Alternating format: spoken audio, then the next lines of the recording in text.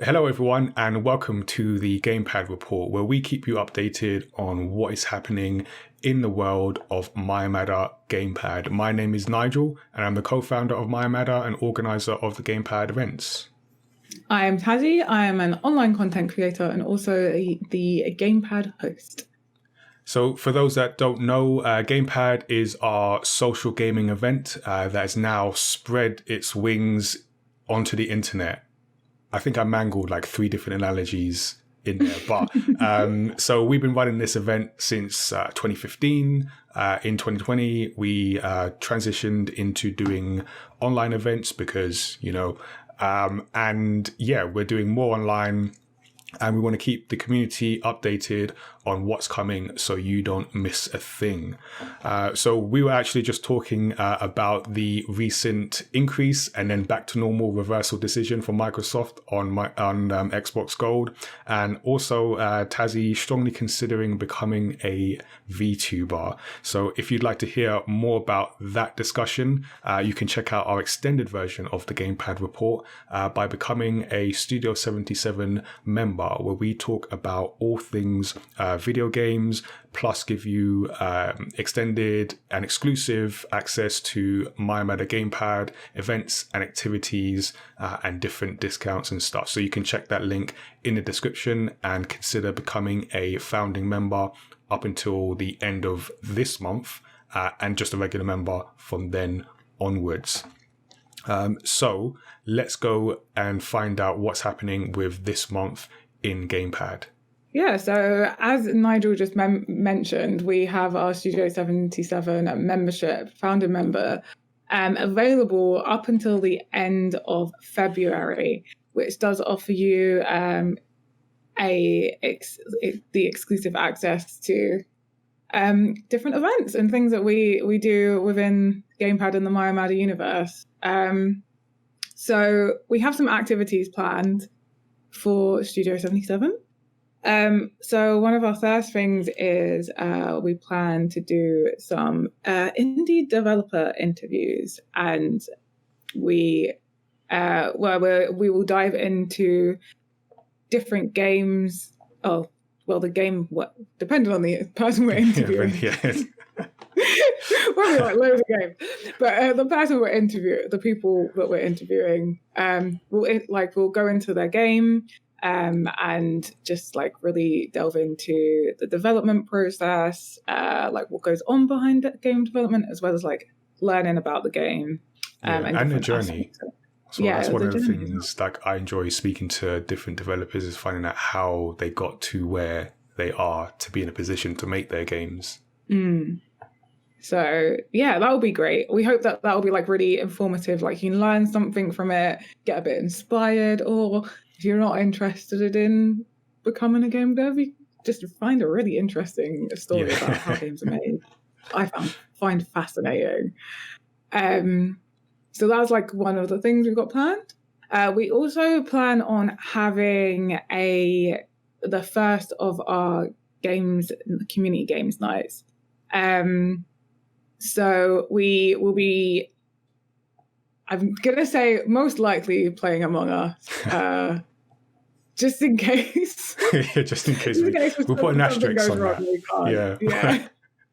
But as of now, we plan to play Among Us. And we'll be playing with some of the community members. And we will also have some giveaways to go with that, which is great. Yeah, we're giving away copies of Swim Sanity, which we showed at the last GamePad online event, which have you would have seen me and Nigel learn how to play. Like literally learn on stream, getting instructions on how to play live on stream. That was an experience. So you can definitely check that out. And we're going to do a giveaway. So the guys at Decoy Games have offered us some codes that we can give to members on the Games Night stream. So watch out for that. Yeah. So yeah, even if you don't get to play, you can win something. So it's definitely worth coming, chilling out with us. because it will be like, it's just a really chill thing. It's just a bit of fun.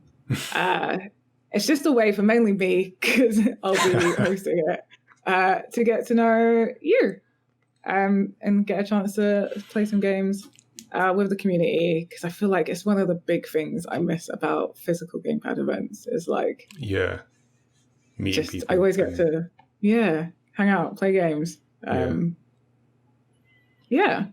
then we also will have the interview from GamePad Online that was with myself, interviewing Katja Fern, aka Wonder Cat Cosplay. So it's now available for all members, all of the Studio77 members.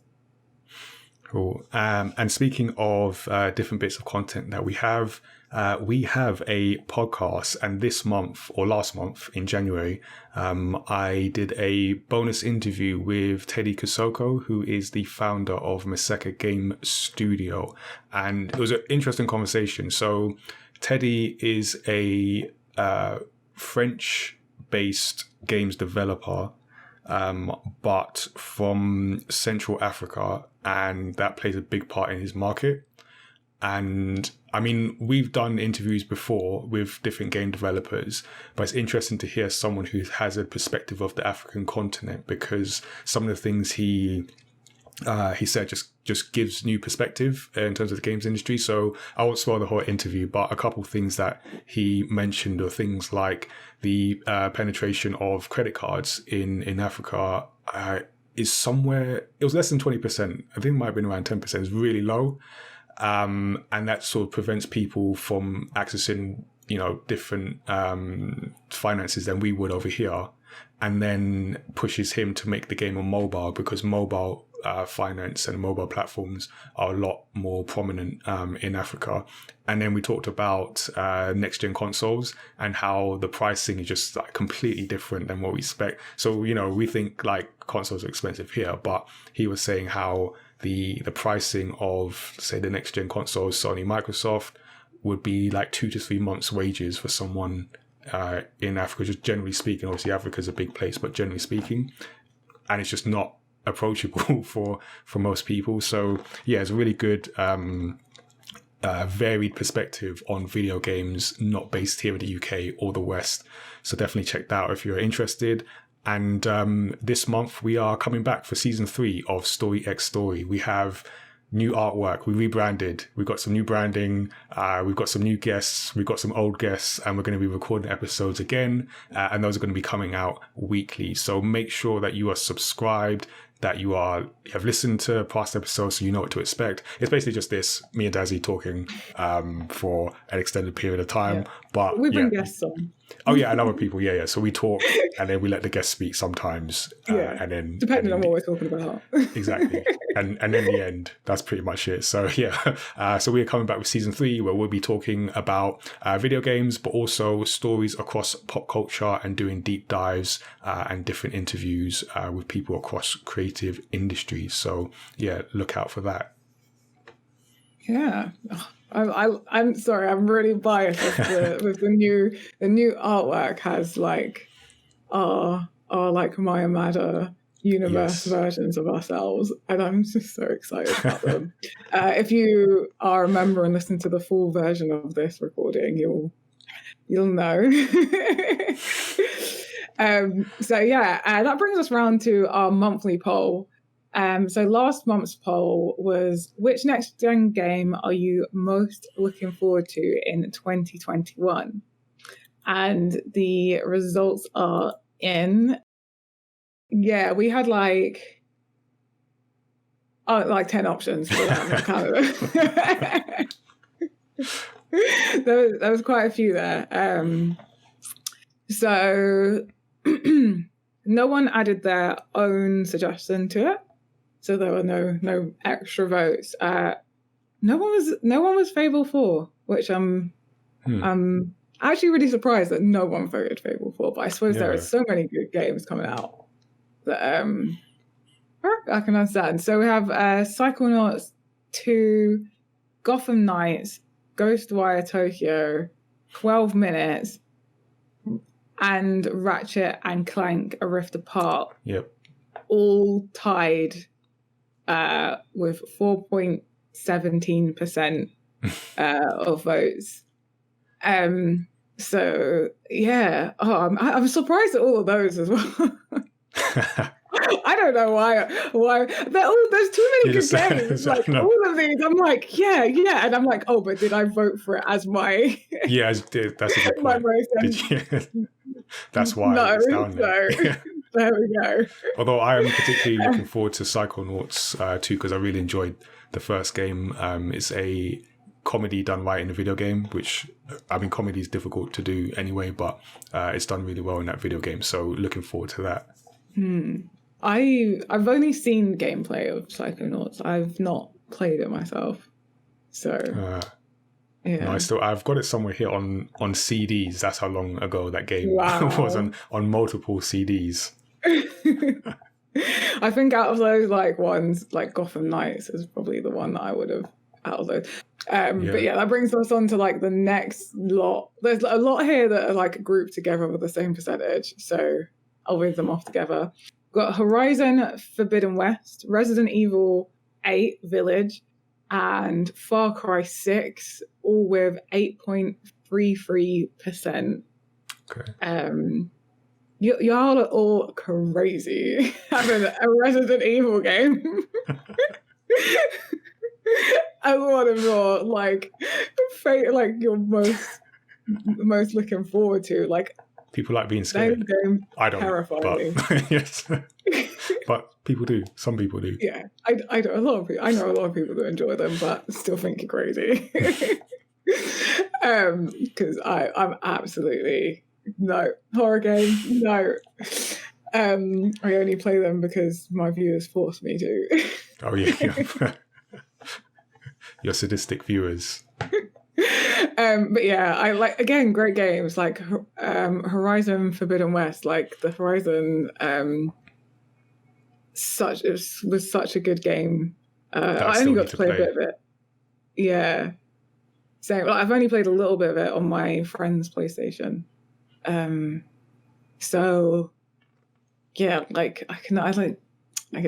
do want to play it. It's now available on PC as well, so I might go on PC.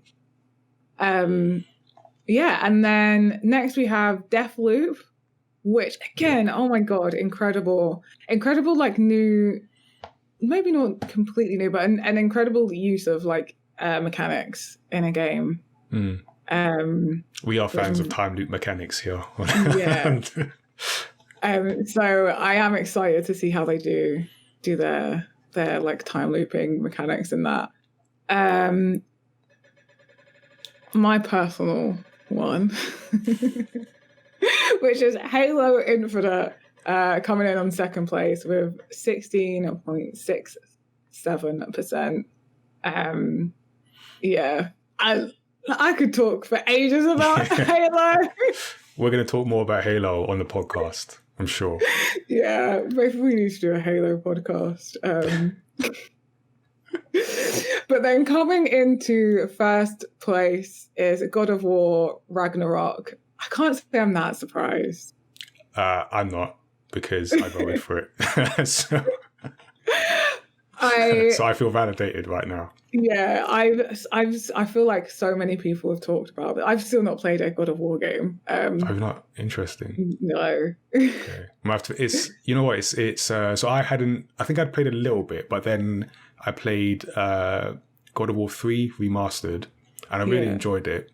So I wanted to get ready for I was going to say remake, but the sort of reboot of the series. So then I played that, expecting more of the same, and I was just blown away because they completely re-engineered Kratos and his story and everything. And for me, I'm gonna have to sit with this and really think about this at some point. But it might be my favorite game. It's definitely up there. I might have to keep the borrowed PlayStation and play God of War. Yeah, I highly recommend it. But I think for me, it's it's a great combination of, because I'm big on narrative in video games. So the narrative is great. The story between Kratos and his son, and how that is kind of showcased. but in the mechanics, because it's a video game. And I think it's certainly one of the most satisfying video games I played. Just the way they've done the animation, the weapons, the combat, it's really satisfying to play. And that combination for me just is brilliant. So I'm definitely looking forward to seeing what they do next with that character. Nice, yeah. Kratos is definitely a popular character, indeed. And then so for the next poll going forward, for this month's poll, we are asking you, has the release of Cyberpunk 2077 made you less likely to pre-order games in the future? So you can vote yes, no, or depends on the developer/publisher. And if so, if you do choose yes, which ones do you still trust? You can comment on the poll or jump in our Discord after voting to let us know your further thoughts. Voting is now live. We will leave the link to the poll in the description as well as in our Discord. And then the results will be announced in our March GamePad report video.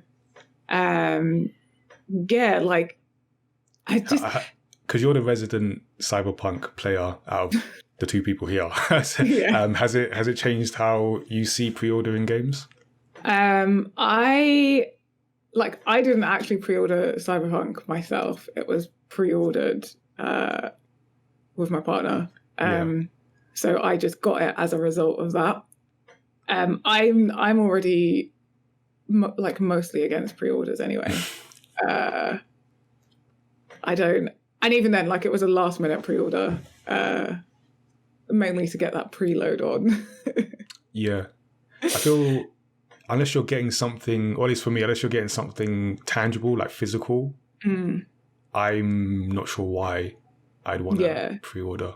I don't see any, I don't think there's any point in pre-ordering, because even with Cyberpunk, specifically Cyberpunk, people pre-ordered it and then couldn't play it straight away to begin with because it wasn't downloaded yet. There had to be a patch that they couldn't download the patch, or depending on what platform you played on, you couldn't preload it. So there was so many issues with just preloading it. So the one benefit you're getting from pre-ordering, you're not. And there's not a scarcity of copies, especially digital pre-orders. It's not like it's gonna run out of stock. Yeah. they're gonna run out of bits and you can't play the game. So I feel like pre-orders are just a bit of a con. Okay. Anyway. I will say that actually I was just realizing I'm pretty sure I pre-ordered The Last of Us Part 2 and I didn't even get the special edition, but I just got caught up in the hype. That's maybe the asterisk on all this. If I'm caught up in the hype enough, I'm like, I'm count me in. I'm in there. I will say, so the only time I have personally pre-ordered a game is as a present for someone else, and that was literally because that counts too. Their birthday.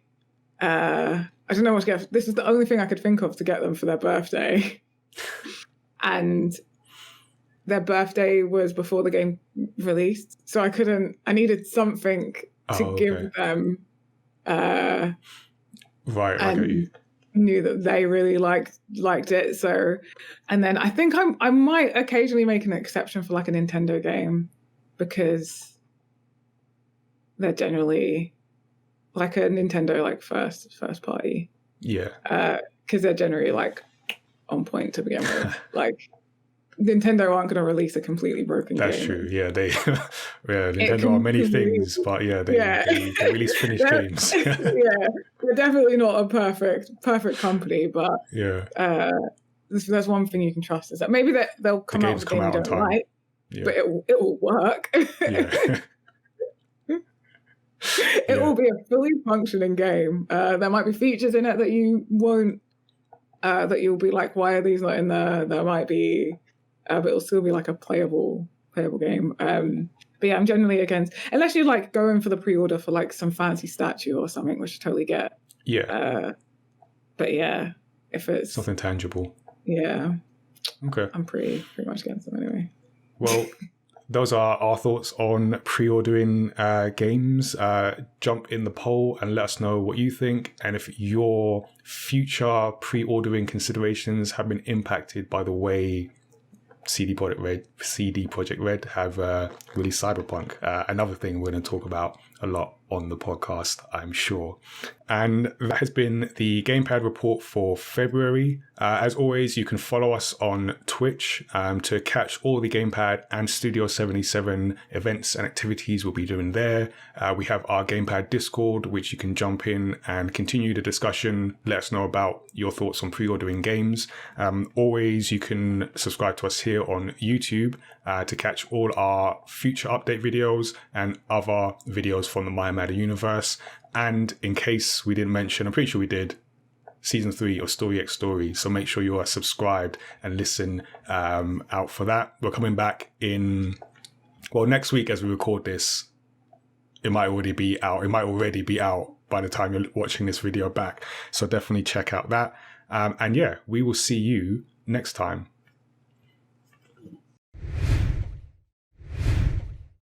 Hey there, I'm Nigel from mayamada. Thanks for watching our video. Don't forget to subscribe and check out the other great videos we have on the channel. You can also join the GamePad Discord and check out the next event at gamepad.events. We'll see you soon.